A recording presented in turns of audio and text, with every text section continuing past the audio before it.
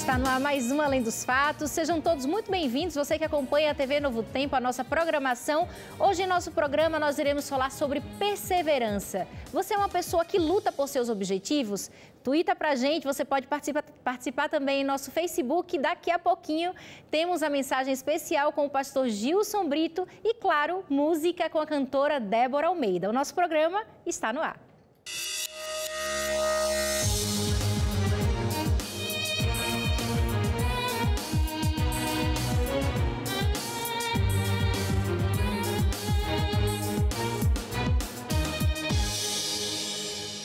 Dia de Além dos Fatos é um dia especial porque nós temos a oportunidade de mandar um abraço para você que está do outro lado da tela, acompanhando a nossa programação. Quero começar mandando um alô para Araci Dourado, de Irecê, Bahia, para Maís Araújo, de Lagarto, Sergipe, Terra Boa, Sergipe, viu, gente? Para Tatiane Matos também, de Salvador, Bahia, e para Rosângela Deus, de São Gonçalo, Rio de Janeiro. E você pode participar e interagir sobre o nosso tema de hoje. Você vai conhecer uma história emocionante de um casal que é exemplo de perseverança. Daqui a pouquinho, no Além dos Fatos, você pode participar, dar sua opinião sobre o tema de hoje. Passa no nosso Facebook, que está aparecendo na sua tela, facebook.com/Além dos Fatos. Se você ainda não é o nosso seguidor, no Instagram, @AlemDosFatosNT, e tem também o nosso blog, novotempo.com/Além dos Fatos. Se por acaso você perdeu alguns dos nossos programas, passa lá, assiste. Você pode compartilhar o link também para os seus amigos. Lembrando que temos o nosso canal também no YouTube, que está aparecendo na sua tela também. E agora você vai conhecer uma história de superação que com certeza vai te inspirar. Meu nome é Mara, tenho 44 anos, sou casada, tenho 4 filhos, sempre fui professora de educação infantil, mas no ano de 2009, por mudança de cidade, resolvi trabalhar em outra área. Comecei a trabalhar numa fábrica de papelão. Tinha uma rotina intensa o dia inteiro, com controle de qualidade. E em 2013, exatamente no Dia das Mães, eu estava na igreja e comecei a sentir que não tinha equilíbrio para ficar em pé. Após 4 tentativas, eu me sentei no banco e decidi que deveria ir embora para minha casa. Mas ao chegar lá, não consegui sair do carro. O meu filho me conduziu até o nosso apartamento, ligou para meu esposo, e ele mesmo me levou até a Santa Casa. Lá fui diagnosticada, tomei vários medicamentos para dor intensa de cabeça, para o vômito, mas às 7 horas da noite daquele dia me liberaram dizendo que foi apenas um mal-estar. Voltei para casa, estava dopada de remédios, apaguei e no dia seguinte, no domingo, já o meu esposo percebeu uma secreção marrom saindo do meu ouvido e eu já estava em coma. Após alguns exames, eu fiquei isolada, né, até se concluir o diagnóstico. E então eu fiquei em coma por 4 dias. Fiquei 8 dias internada, saí do hospital como se estivesse normal, andando, falando, normal. No mesmo dia que cheguei em minha casa, eu dormi um sono leve e ao acordar já estava com a face toda paralisada, a boca estava totalmente torta, o olho não fechava, saía uma secreção, uma água escorria direto e um sotaque hispano que nem eu mesma entendia o que era isso. A síndrome do sotaque estrangeiro é você ter uma lesão, um trauma, que foi o que eu tive, um trauma de ter ficado em coma devido à meningite, e acordei falando um sotaque, porém não em uma outra língua, porque eu não compreendo a língua hispana, nunca estudei, nunca vivi em outro país, então eu nunca tive contato com a língua hispana, mas as palavras para mim saem com o sotaque. Eu ainda estava com a paralisia facial e infelizmente a gente sabe que existe preconceitos. Então imagina uma boca torta, falando com sotaque, as pessoas te olhavam como? Foi muito estranho para mim. Logo que a minha paralisia passou, que eu me sentia já assim, apresentável, por assim dizer, eu comecei a procurar empregos. Só que, mesmo tendo sotaque, a minha voz, ela some em alguns momentos. Eu ainda não descobri e nem tive essa opinião médica ainda, se é por causa de nervoso, se é ansiedade, em que momento isso se dá. Mas por várias vezes, ao ir a algum lugar, falar com algumas pessoas, a voz some. A palavra vem à cabeça, mas a voz não sai. E se torna uma gagueira, até certo ponto, uma dificuldade de me comunicar. E isso acontecia justamente ao procurar um emprego, nas entrevistas.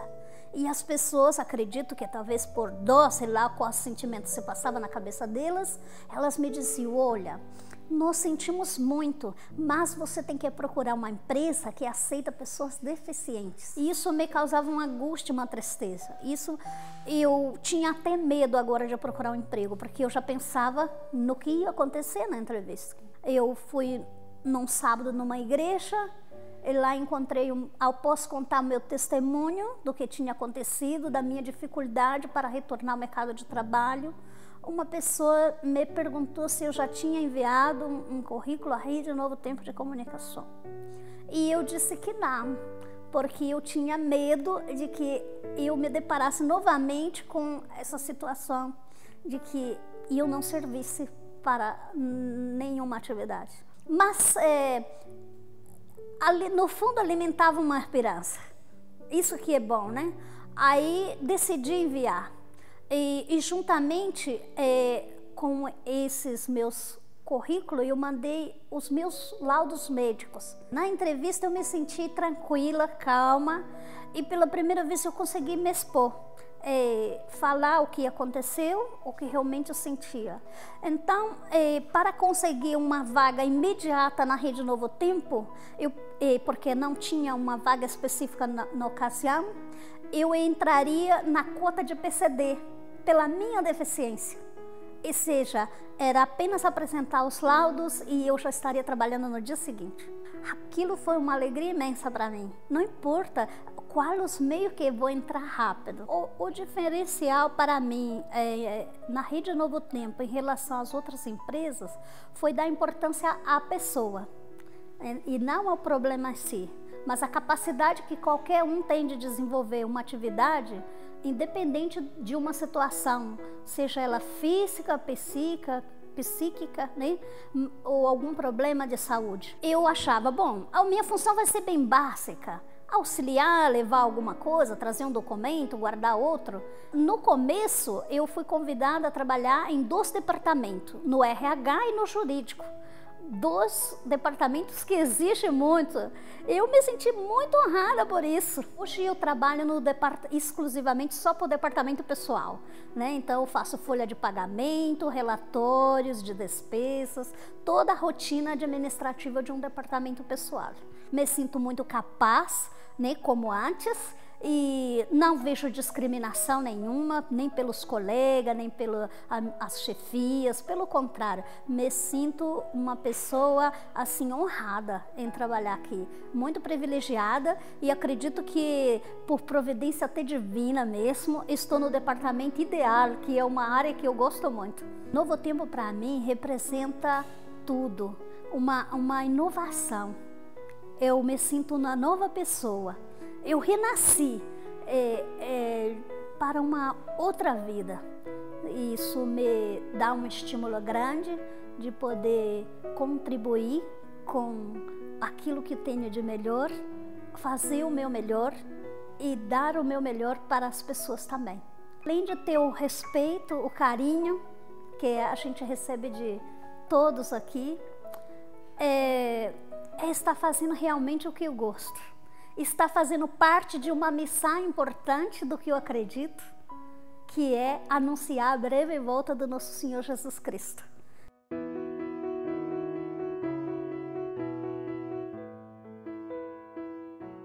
Olha só, que história emocionante, história de superação, de perseverança, não é isso, pastor Gilson? Sem dúvida, fiquei impressionado. Com certeza é uma fonte de inspiração para a gente, né? Que às vezes com problemas muito menores desistimos, Claro. não temos essa força de vontade, né? Temos abraços também, pastor? Mandar um alô para quem está em casa, o pessoal fica na expectativa aí. É assim mesmo.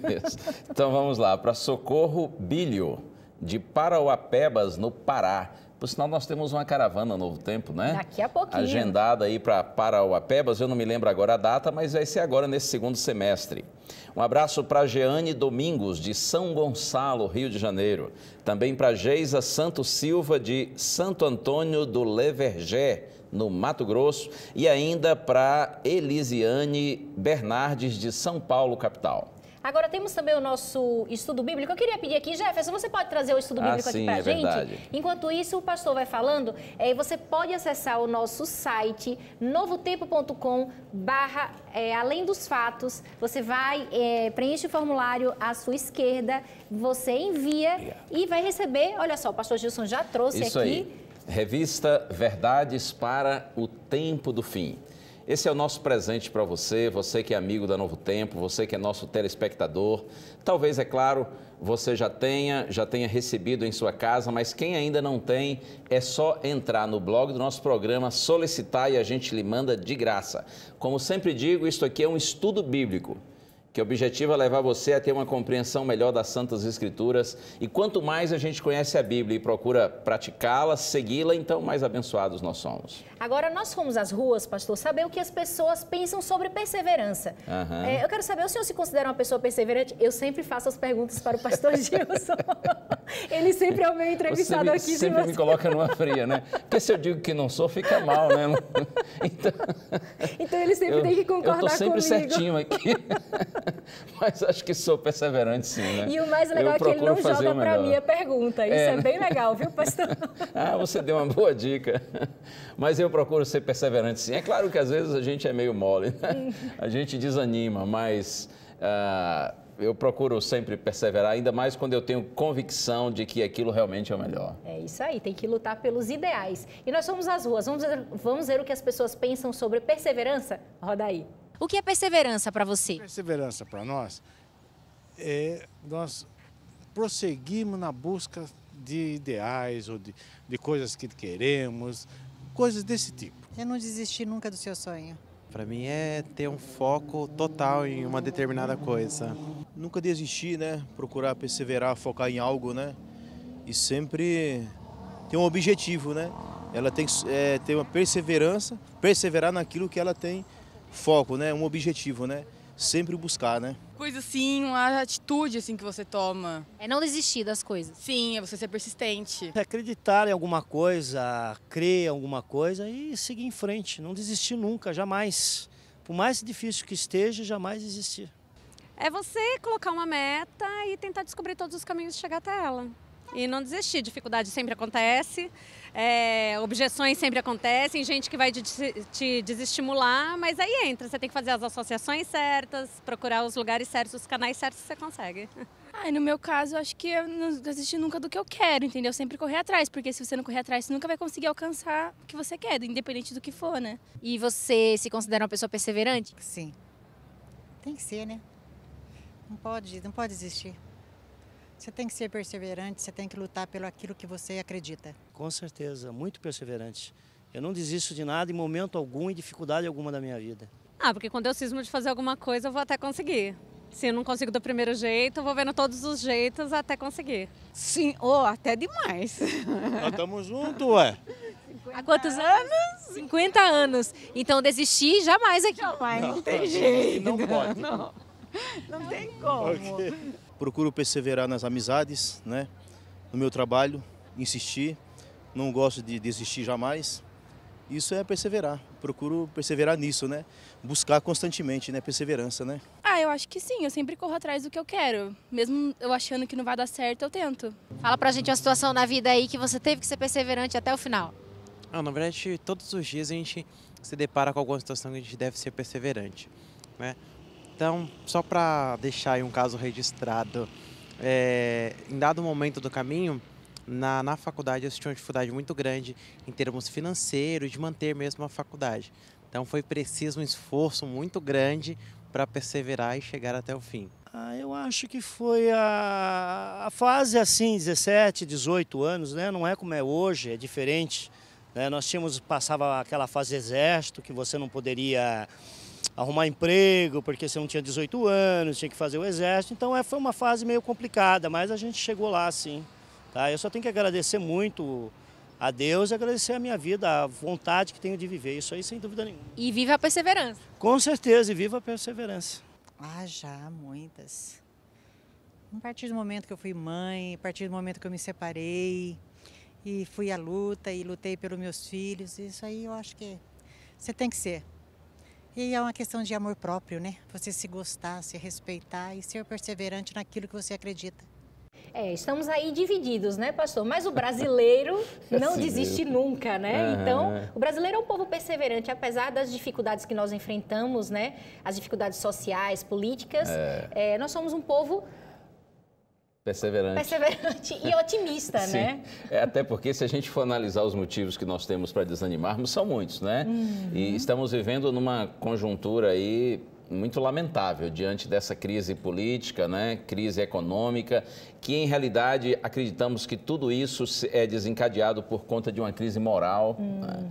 Então, nós temos muitos motivos para estarmos tristes e desanimados, mas o nosso povo precisa levantar a cabeça e, pela graça de Deus, nós vamos superar as dificuldades e temos que ter, sim, esse espírito de perseverança. E quando estamos conectados com Deus, né? Sim, toda a diferença, faz toda a diferença, né? Faz, e agora vamos de música, então? Vamos. Vamos ouvir a cantora Débora Almeida.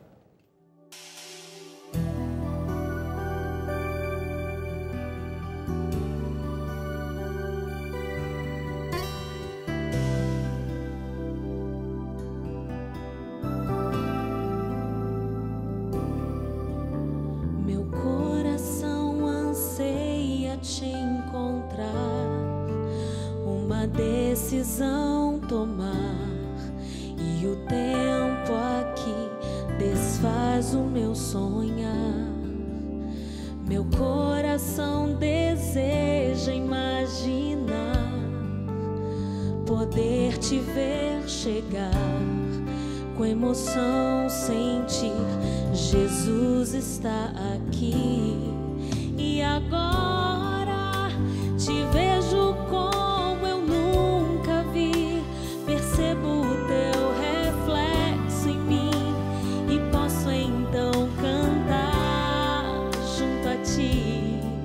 E agora te amo como eu nunca amei, o tempo já deixou de ser barreira que me impeça te ver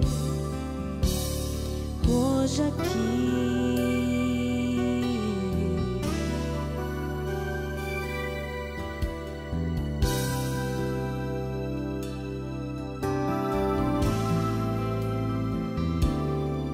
Com o tempo uma coisa descobri, estás bem junto a mim, no sincero orar eu posso te encontrar.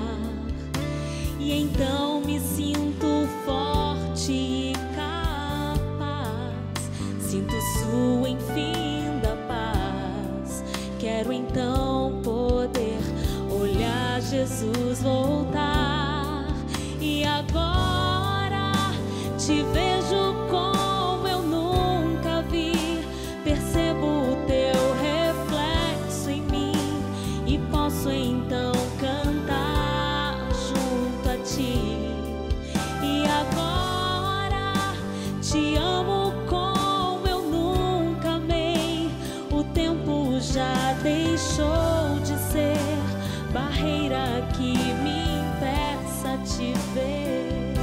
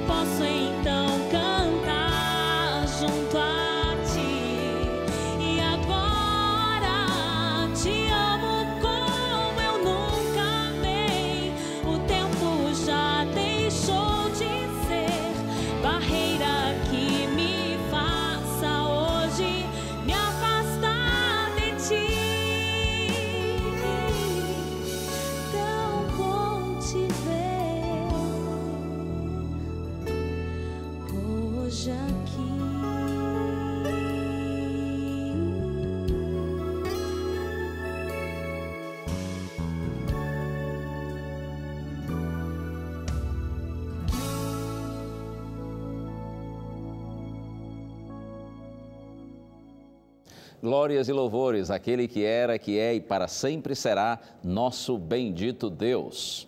Você e eu estamos juntos outra vez, graças a esse Deus maravilhoso. E, é claro, agradeço também a você pela gentileza da sua audiência, por você nos dar o prazer de estar em nossa companhia. Tanto você que está vendo o programa nessa quinta-feira à noite, ou você que está assistindo a reprise da sexta-feira de manhã. Por isso que eu digo sempre, seja de noite ou de dia, muito obrigado por sua companhia. Esse tema da perseverança, ele é muito importante e necessário. Porque, afinal de contas, todos nós, nas lutas aí, nas dificuldades da vida, quantas vezes nós somos tentados a nos desanimarmos, né? A desistirmos dos nossos propósitos, dos nossos ideais, mas vale a pena lutar, vale a pena permanecer, perseverar, não desistir. Eu gosto de um pensamento que diz assim: os desistentes nunca vencem, os vencedores nunca desistem. Não desistir, perseverar é uma marca do vencedor. Por isso você e eu precisamos sim perseverar sempre. Vamos orar então para nós iniciarmos nosso tema bíblico de hoje. Pai querido, por tua bondade nós te rogamos, como sempre fazemos, abençoa-nos, Senhor. Ilumina-nos com o Espírito Santo para que entendamos a tua mensagem. Oramos agradecidos, Pai, em nome de Jesus. Amém. Estou pensando num tempo que a Bíblia define como o tempo dos juízes. Foi um período vivido pelo povo de Deus no passado, o povo de Israel.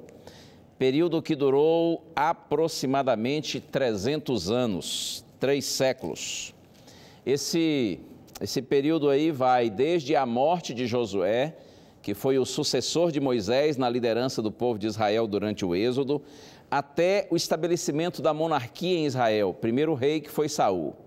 Então esse ínterim aí, da morte de Josué até o estabelecimento da monarquia, é conhecido como período dos juízes, que durou aproximadamente 3 séculos. Durante esse tempo, vários homens e mulheres foram levantados por Deus para socorrerem Israel, no momento em que eles viviam de sofrimento, de opressão por causa dos inimigos. A questão toda é muito simples. Israel se distanciava de Deus, se envolvia com práticas idólatras de outros povos, de povos pagãos, então, consequentemente, eles perdiam a bênção da proteção divina, ficavam vulneráveis aos inimigos e então vinha o sofrimento. E aí eles clamavam pela misericórdia do Senhor, e o Senhor se compadecia, e nesses momentos é que os juízes eram levantados por Deus para socorrerem Israel. Um desses juízes chamava-se Gideão, e a história dele está aqui no livro de Juízes, capítulos 6, 7 e 8. A história toda é muito rica de detalhes, mas eu vou procurar aqui ser bem sucinto, porque eu quero ler somente um verso desses 3 capítulos que narram a história de Gideão. Bom, Gideão um dia estava lá no seu trabalho, ele era um homem fiel a Deus. Os filhos de Israel estavam sendo, nesses dias, dominados pelos midianitas. Midianitas, eles eram um povo nômade, um povo que habitava no deserto. E eles tinham uma prática, assim, muito indevida. Eles esperavam os israelitas plantarem, e quando chegava a época da colheita, então os midianitas se juntavam e eles invadiam as terras de Israel e saqueavam tudo. E eles se uniam a outros povos que também eram inimigos dos israelitas, como os amalequitas e outros povos do Oriente. Aqui no livro dos Juízes é dito que eles eram tantos que eles vinham assim como gafanhotos sobre a terra. E eles colhiam todas aquelas plantações feitas pelos israelitas, saqueavam tudo e fugiam. Interessante que eles não invadiam as casas, eles também evitavam brigar com as pessoas, exatamente para que o povo continuasse morando ali e continuasse plantando, para na época da colheita eles virem e levarem tudo de novo. Eles eram muito desonestos. Por 7 anos isso estava acontecendo. Os israelitas plantavam e os próprios midianitas, juntamente com outros, colhiam. E essa opressão foi durando até que um dia Diz a Bíblia que Gideão estava no seu trabalho quando o anjo do Senhor se apresentou a ele e disse que ele deveria liderar o povo de Israel para que eles vencessem os midianitas. Gideão ficou muito assustado, afinal de contas eles eram poucos em relação aos inimigos. E o Senhor lhe deu algumas provas de que estava com ele e iria lhe dar a vitória. Então diz a Bíblia que Gideão chamou o povo. E sabe quantos se apresentaram? Formando um exército juntamente com Gideão, 32 mil homens. E você pode pensar, bastante gente, só que os inimigos, eles eram 135 mil. Imagine, 32 mil contra 135 mil. E olha um detalhe, depois que todos chegaram e se apresentaram para Gideão, depois que Gideão apelou, chamou e convidou as pessoas, o Senhor disse assim para Gideão, Gideão, é muita gente, 32 mil, muita gente. E Gideão certamente ficou assustado e pensou, mas como, Senhor? Os inimigos são 135 mil e nós somos 32 e o Senhor está dizendo que ainda assim é muito. E o Senhor disse assim para Gideão, Gideão, tem muita gente medrosa aí, tem muita gente assustada, tem muita gente incrédula, tem muitos que estão aí por pressão, talvez porque foram mandados pela mulher, né? Eles são tímidos, eles são covardes, se eles forem à luta, na hora H mesmo, eles vão cair fora, eles vão fugir, aí eles vão desanimar os outros. E o Senhor disse mais, olha Gideão, e tem uma coisa, se eles forem à luta e vencerem, eles vão atribuir a vitória a si mesmos, e não a mim, não ao Senhor. Então Gideão se apresentou diante dos 32 mil e disse assim, olha, o Senhor mandou dizer que todos que estão aqui, mas estão assustados, estão temerosos, estão tremendo nas bases, podem ir embora. E aí deve ter ficado aquele clima ali no exército, né? Mas aí um olhou para um lado e para o outro e falou, sabe de uma, eu vou cair fora. Aí o outro, vendo a desistência de um, disse assim, já que ele foi, eu vou também. Conclusão, dos 32 mil, só ficaram 10 mil. 22 mil homens foram embora, estavam com medo. O Senhor tinha ou não tinha razão? Mas aí sabe o que aconteceu? O Senhor disse assim para Gideão, Gideão, ainda tem gente medrosa aí nesse grupo. Nem todos os covardes foram embora. Nós precisamos fazer com que eles desistam. Nós vamos à luta, irão à luta, a minha luta, a luta do Senhor, só aqueles que de fato confiam em mim. Então Deus disse assim para Gideão, Gideão, ok, os inimigos estão lá do outro lado do rio. Você vai com esses 10 mil avançar pelo rio, atravessar o riacho. Só que um detalhe. Os que passarem apressadamente e apenas pegarem um pouco de água ali com a mão e já atravessarem para o outro lado, esses então são os que vão para a luta com a gente. Os outros, eles todos devem ir embora. E diz a Bíblia que 300 homens passaram apressadamente. O fato de passar apressadamente era uma indicação de que eles estavam convictos de que no Senhor eles iam obter a vitória. Aqueles que demoraram, que se ajoelharam, encheram suas vasilhas de água, beberam calmamente, olhando lá para o outro lado do riacho, olhando para os inimigos, eles estavam temerosos. 9.700 foram os que tomaram água calmamente, eram os que estavam com medo. 300 apenas passaram corajosamente pelo riacho. E Deus disse assim para Gideão, pode dispensar os 9.700. Nós vamos à luta contra todos os inimigos com esses 300 homens. E sabe quais foram as armas que eles primeiramente usaram? Como eu disse, esse texto é muito rico de detalhes. Em outro momento a gente pode refletir nele de forma assim mais cuidadosa, mais detalhada. As armas usadas primeiramente foram cântaros, tochas e trombetas. Já viu soldados lutarem com cântaros, tochas e trombetas? Essa foi a orientação do Senhor. E acredite, o exército do Senhor venceu o exército inimigo. Gideão com seus 300 se dividiram em 3 grupos e eles então quebraram os cântaros, ergueram as tochas, tocaram as trombetas e a Bíblia diz os amalequitas, os midianitas e os povos do Oriente que estavam reunidos ali em conluio, 135 mil, eles entraram em pânico, imaginando que uma multidão vinha contra eles e aí eles mesmos se matavam uns aos outros e outros fugiram e a Bíblia diz que vieram muitos outros de Israel, aqueles temerosos, mas que agora viram que de fato a vitória era possível, vieram se unir aos 300 de Gideão e assim diz a Bíblia que 120 mil inimigos do povo de Deus foram derrotados naquele dia, a princípio liderados sendo combatidos, digo, apenas por Gideão e seus 300 homens, que eram poucos, mas eram homens de valor. Eram homens que confiavam em Deus. Eram homens que, apesar de estarem vivendo num contexto de idolatria, de paganismo, de incredulidade, permaneciam fiéis e leais ao Senhor. Eles confiavam que o Deus de Israel estava com eles e na força do Deus de Israel eles seriam vitoriosos, como de fato foram. Mas o verso que eu quero ler com você é esse aqui. Está Juízes capítulo 8, verso 4. Eu acho bonito isso aqui. Ainda quando Gideão e seus 300 estão combatendo os inimigos, é dito assim: vindo Gideão ao Jordão, passou com os 300 homens que com ele estavam, cansados, mas ainda perseguindo. Vindo Gideão ao Jordão, repito, passou com os 300 homens que com ele estavam, cansados, mas ainda perseguindo.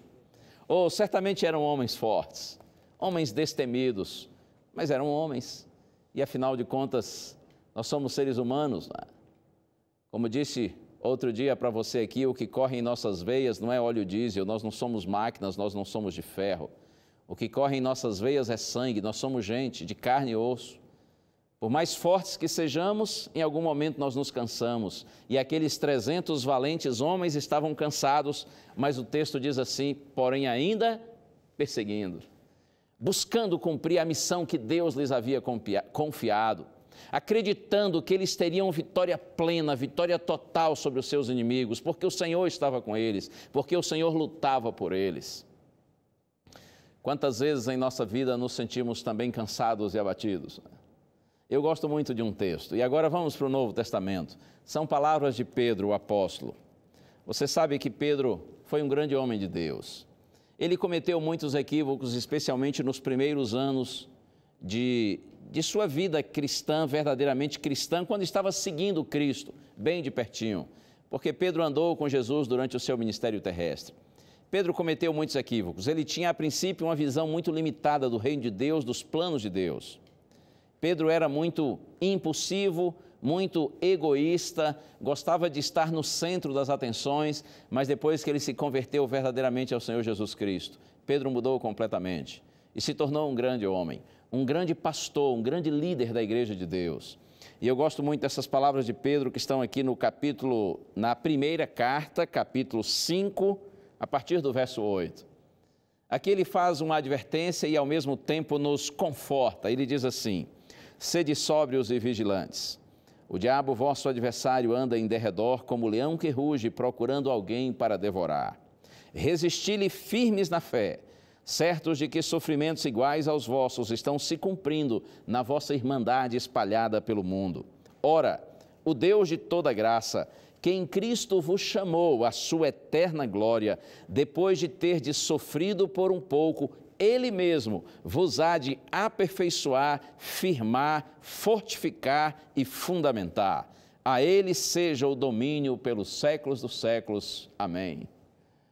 Oh, Pedro faz uma advertência séria. E ele diz assim: o diabo, vosso adversário, anda em derredor como leão que ruge, procurando alguém para devorar. Segundo a palavra de Deus, o diabo é um ser real.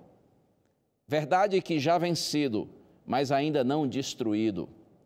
O diabo, com todos os outros anjos caídos, que também se tornaram demônios, eles estão espalhados pelo mundo. E eles estão, conforme diz Pedro na sua advertência, como leões, rugindo, tentando devorar alguém. Eles estão rugindo para nos assustarem, com o objetivo de nos capturarem. Mas Pedro diz assim: resisti-lhes firmes na fé. Aquela fé sobre a qual nós falamos no último programa, uma fé amadurecida que está centrada em Deus, uma fé que confia plenamente no Senhor, uma fé segura em Deus. Resisti-lhe, diz Pedro, firmes na fé, sabendo que sofrimentos iguais aos vossos estão se cumprindo em vossa irmandade espalhada pelo mundo. Significa dizer que todos os filhos de Deus, de todos os lugares, de todas as épocas, independentemente de condição financeira, de condição cultural, de idade, sexo, todos os filhos de Deus que vivemos neste mundo, os que já viveram, os que vivemos e os que viverão depois de nós, todos os filhos de Deus. Toda a nossa irmandade, diz Pedro, espalhada pelo mundo, tem passado por sofrimentos iguais aos vossos. É verdade que às vezes a vida fica um pouco mais tranquila, não é? Fica muito mais fácil, mas mesmo quando a gente tem momentos de tranquilidade, alguma intranquilidade existe. E há momentos quando a tranquilidade vai embora e parece que só há intranquilidade, só há problemas. Sofrimentos iguais aos vossos, diz Pedro, estão se cumprindo em vossa irmandade espalhada pelo mundo. Porque o diabo está aí, trazendo sofrimento e dor. Mas em seguida eu gosto porque Pedro apresenta o nosso Deus. Primeiro ele fala do adversário que ruge como leão, e agora ele fala de que o Deus de toda graça, que em Cristo nos chamou à sua eterna glória, depois de nós termos sofrido por um pouco, Ele mesmo nos há de aperfeiçoar, firmar, fortificar e fundamentar. O que Pedro está dizendo aqui é que você e eu não estamos lutando sozinhos. Por isso que nós precisamos perseverar. Por isso que nós não devemos desistir. Porque o Senhor é por nós. Olha que lindo, o Deus de toda graça, que em Cristo nos chamou à sua eterna glória. Você e eu que conhecemos a palavra de Deus, sabemos que nós estamos caminhando para a eternidade. O nosso Deus está nos guiando para a eternidade. E pela graça do nosso Deus, nós venceremos. Nós perseveraremos até o fim e seremos, afinal, vitoriosos. Porque o Senhor é o Deus da vitória. Quando o Senhor luta por nós, a nossa vitória é certa, mas nós precisamos, é claro, continuar ligados ao nosso Senhor. Ele nos chamou para a sua eterna glória e depois, diz Pedro, de nós termos sofrido por um pouco. Você me dirá, pastor, mas eu já tenho sofrido por um bom tempo. Calma. Quando Pedro diz que nós sofremos por um pouco, não significa que ele esteja dizendo que essa vida não é uma vida de sofrimentos, mas é que ele está olhando para a eternidade. Ele está pensando no eterno peso de glória que o Senhor tem reservado para você e para mim. Nossos sofrimentos, por mais demorados que sejam nessa existência, eles não são nada, diante da glória eterna que nós teremos na presença do Senhor. Por isso ele diz que depois de nós termos sofrido por um pouco, o Senhor, Ele mesmo, nos há de aperfeiçoar, firmar, fortificar e fundamentar. Significa, como diz o apóstolo Paulo, lá em Romanos 8, verso 28, que de fato todas as coisas cooperam para o bem dos que amam a Deus, daqueles que são chamados segundo o seu propósito. Até os sofrimentos da realidade presente são permitidos por Deus para nos firmar, fortificar e fundamentar. Deus permite as dificuldades na vida dos seus filhos porque Ele sabe que essas dificuldades, elas contribuirão para aprofundar a nossa fé, para fazer com que nós sejamos mais perseverantes e mais decididos, e assim nós nos tornamos mais fortes pela graça do Senhor. Por isso Pedro disse, a Ele seja o domínio pelos séculos dos séculos. Amém. É como se dissesse assim, o Senhor está no comando, não tenha receio, não vacile, não tenha medo, Ele está no domínio, Ele tem o controle da história nas suas mãos. Você e eu devemos assim acreditar. Eu quero compartilhar com você apenas uma experiência que vivi há cerca de 2 anos, 2014, 2 anos. No meio do ano de 2014, eu estava com um grupo de colegas pastores participando de uma reunião perto da divisa do estado de Minas Gerais com o Espírito Santo. E nós decidimos que iríamos, numa daquelas noites, subir o Pico da Bandeira. O Pico da Bandeira fica exatamente lá na divisa de Minas com o Espírito Santo, no Parque Nacional do Caparaó. O Pico da Bandeira é considerada a 3ª montanha mais alta do país. Tem aproximadamente 2.900 metros de altitude. Durante o inverno, a temperatura chega a menos 10 graus Celsius. E você sabe, quanto maior é a altitude, menor é a quantidade de oxigênio disponível. De modo que a subida ela não é difícil apenas por ser, obviamente, íngreme, mas também por conta do oxigênio ficar cada vez menos disponível, mais raro. Então, não é fácil. Mas mesmo assim eu me aventurei a subir o Pico da Bandeira com os meus companheiros. Olha, estava fazendo um frio de rachar. Eu não sei qual era a temperatura naquela noite que nós subimos, mas devia estar aí pelo menos 0 grau. E não foi fácil. Nós usávamos toucas, usávamos luvas, mas ainda assim fez muito frio. E além da escuridão, não é?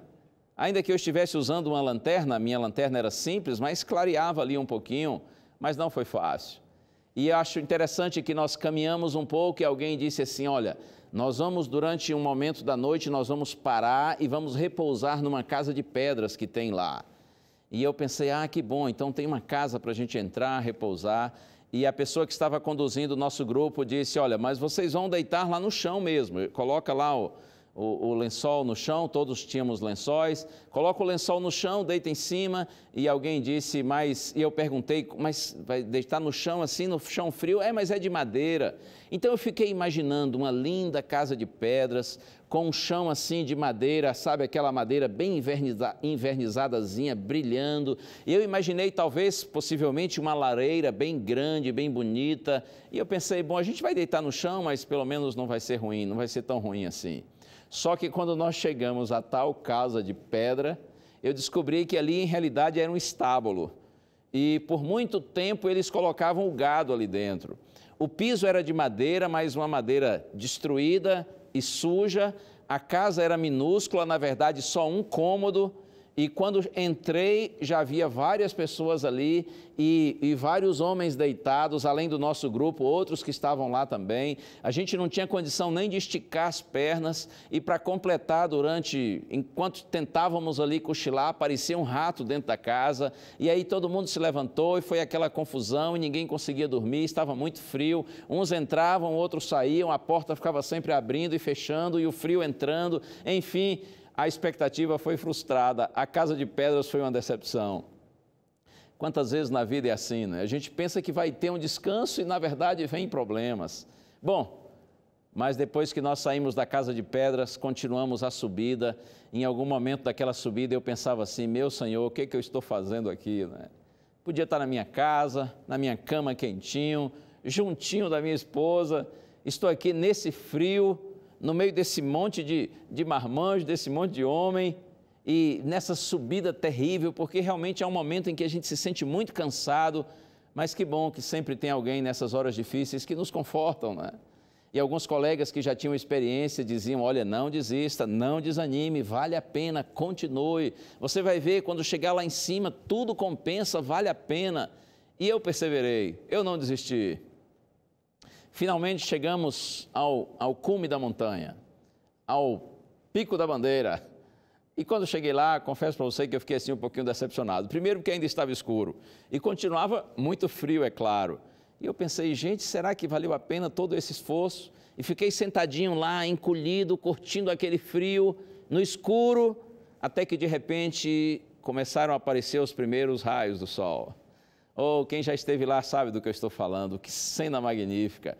O sol começou a brilhar no horizonte e logo o frio foi se dissipando. A escuridão também foi dando lugar à luz e veio aquele calorzinho gostoso do sol. E aí, quando veio a claridade, quando veio a luz, é que eu percebi a beleza do lugar em que estava. Uma vegetação tão verde, tão linda ali naquela região, e nós notamos que estávamos acima das nuvens. O sol estava brilhando no céu e as nuvens estavam embaixo de nós, aquele grande tapete branco, e nós estávamos ali contemplando o sol, sendo aquecidos por ele, iluminados por ele. Uma sensação muito gostosa e muito agradável, valeu a pena. Se você ainda não teve essa experiência e um dia tiver oportunidade, vale a pena ir lá. Porém, acredite, você será desafiado a perseverar, porque a subida não é fácil, mas é possível. Quando falo disso, eu me lembro de uma promessa que está lá no profeta Malaquias, capítulo 4, verso 2, onde o Senhor diz assim, para vós que temeis o meu nome, nascerá o sol da justiça, trazendo salvação nas suas asas. Para todos aqueles que temem o nome do Senhor, que reverenciam o Senhor, todos aqueles que amam o Senhor e que andam nos caminhos do Senhor e perseveram nos caminhos do Senhor, um dia nascerá o sol da justiça. O sol da justiça não é outro senão o nosso Senhor Jesus Cristo.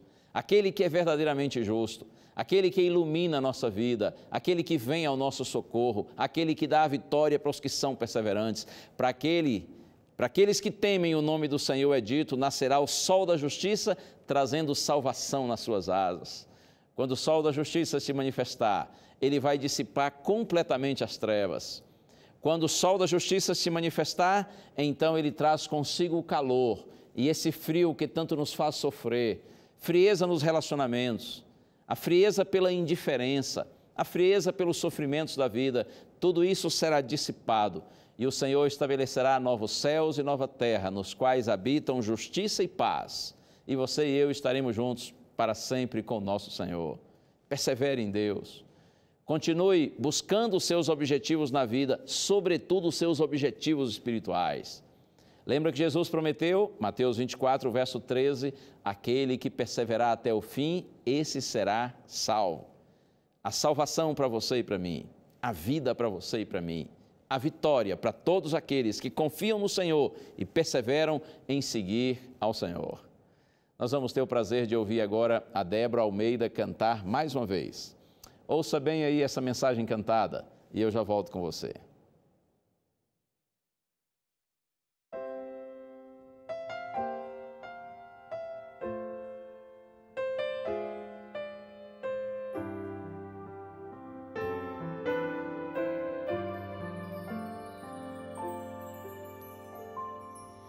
Ao colocar-me em tuas mãos, quero esquecer todas as vezes que caí.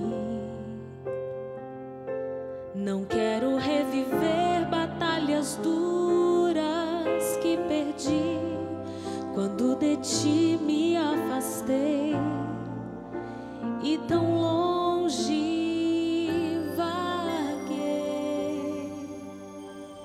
hoje te entrego outra vez a minha vida, a minha mente e o meu ser.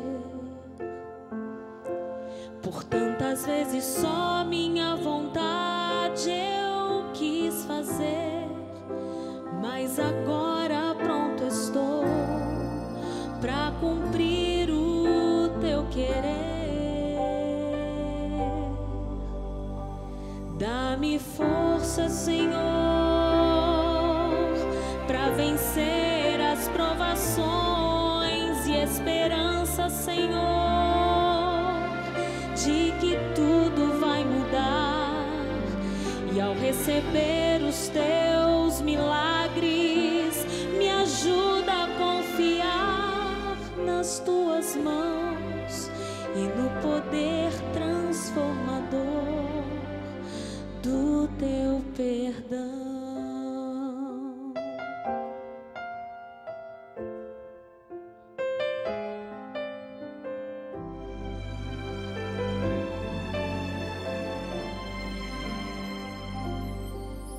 E ao entregar-te o meu ser, eu só te peço, nunca mais me deixe ir. A tua companhia é o que jamais quero perder. Renova minha fé e me ensina a obedecer.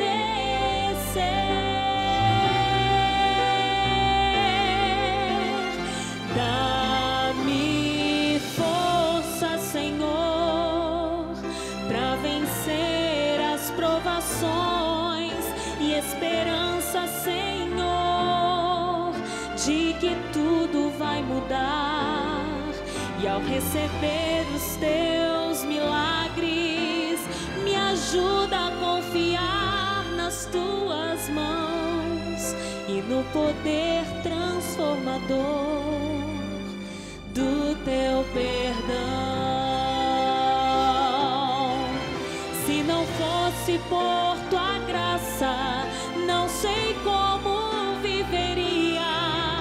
Te agradeço e te louvo por me dar mais uma chance. Dá-me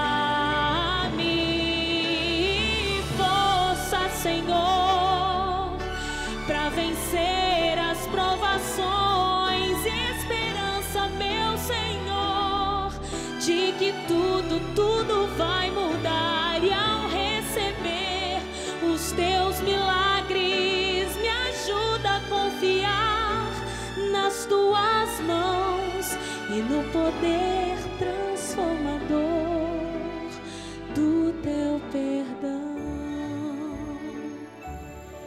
E ao receber os teus milagres, eu quero confiar nas tuas mãos e no poder transformador do teu perdão.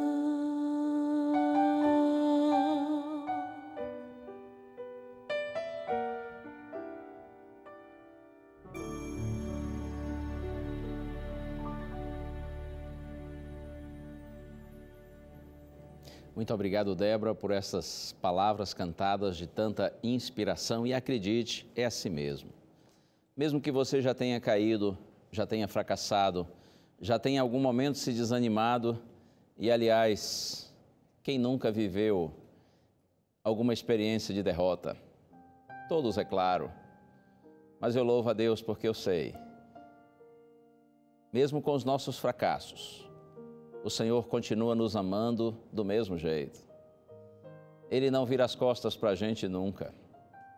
O Senhor jamais deixará de nos amar. Acredite nisso. Mesmo quando, no final de todas as coisas, os ímpios forem, juntamente com o diabo e seus anjos, destruídos pelo fogo, certamente o Senhor terá tristeza em seu coração por conta disso. Porque o Senhor é amor. Ainda que sua justiça se cumpra, seu amor nunca deixará de existir. Eu gosto de dizer que quando o fogo estiver caindo sobre os ímpios e destruindo-os, consumindo-os, eu gosto de dizer que nessa hora eu desejo muito estar perto do Senhor e olhar nos olhos do Senhor. Claro que eu estou entendendo que eu vou estar na Cidade Santa, não é? Eu não vou estar lá no meio dos perdidos, pela graça do meu Senhor. Mas eu costumo dizer que nessa hora, quando o fogo estiver caindo sobre os ímpios, eu quero estar olhando nos olhos do Senhor. E se de fato conheço o meu Senhor, eu sei que os olhos dele estarão cheios de lágrimas. Porque Deus não tem prazer na morte dos ímpios, conforme está escrito. O prazer de Deus é que aquele que se perdeu, aquele que fracassou, aquele que se atrapalhou, aquele que se desviou dele, o prazer de Deus é que este se volte para ele. Receba seu perdão. Receba a sua bênção para vencer. O prazer de Deus é que o ímpio se converta e viva. Por isso eu lhe digo, estou falando agora para alguém que se sente fracassado, pensando sobretudo no aspecto espiritual. Você tem vivido longe do Senhor, você sabe que tem cometido pecados diante de Deus, você sabe que tem sido negligente para com os conselhos da palavra do Senhor, tem negado a sua fé, tem negado o seu Deus apesar de conhecê-lo. Então acredite, o Senhor colocou no meu coração que eu devo lhe dizer que você continua sendo muito amado. Nada do que você tem feito tem contribuído para Deus deixar de amar você, muito pelo contrário. Ele continua amando você intensamente, Ele continua chamando você. Ele continua querendo você junto dele, está pronto para lhe perdoar, Ele está pronto para lhe dar uma nova oportunidade, para lhe dar uma nova vida. Não desista do Senhor, Ele não desistiu e Ele nunca vai desistir de você. Não desista do Senhor, volte-se para Deus, persevere com o propósito de buscá-lo e creia, aquele que prometeu nos dar vida eterna, Ele é fiel em cumprir a sua palavra. Eu leio somente mais um verso, para em seguida nós orarmos ao Senhor. E eu estou procurando aqui na minha Bíblia, Carta aos Hebreus, capítulo 10, verso 23, está escrito: guardemos firme a confissão da esperança, sem vacilar, pois quem fez a promessa é fiel. Você compreendeu? Guardemos firme a confissão da esperança, sem vacilar. Não duvide, tão somente creia. Guarde firme no seu coração essa bendita esperança, sem vacilar, porque quem fez a promessa é fiel. Foi o nosso Cristo que disse: que aquele que perseverar até o fim em segui-lo, em amá-lo, em obedecê-lo, então será salvo. Foi o Senhor também quem disse, e eu cito Apocalipse capítulo 2, verso 10, ser fiel até a morte, dar-te-ei a coroa da vida. Que Deus lhe abençoe. Persevere em seguir ao Senhor, persevere em servir ao Senhor. Se você caiu, se você tem caído, é hora de segurar nas mãos do Senhor e levantar-se na presença dEle. Levantar-se confessando os seus pecados, recebendo o perdão de Deus, tendo de Deus o poder para ter uma nova vida. Se você já foi um homem de Deus, uma mulher de Deus, voltando-se agora para o Senhor, você será outra vez e será com certeza ainda um homem e uma mulher de Deus mais forte para a glória do Senhor. Deus lhe abençoe, persevere. Vamos orar. Pai querido, nós nos lançamos nos teus braços de amor, Senhor. Tu sabes que nenhum de nós é digno de estar em tua presença, de orar a ti, Senhor. Mas nós oramos com confiança, porque sabemos que tu és um Deus de amor. Perdoa-nos, Pai, naquilo que temos falhado e, ó Deus, concede-nos o poder do Espírito para que nós perseveremos. Sigamos lutando pelos nossos ideais, sobretudo nossos ideais espirituais, até o glorioso dia quando estaremos para sempre em tua bendita presença. Ó Deus, toma todos que participam dessa prece nas tuas poderosas mãos e concede-nos a vitória. Nós oramos em nome de Jesus. Amém. Fica com você a palavra que diz que a fé é a certeza de coisas que se esperam e a convicção de fatos que não se veem. E perseverança é resistir sempre e desistir jamais. Essa foi a mensagem do nosso programa de hoje. Até o próximo.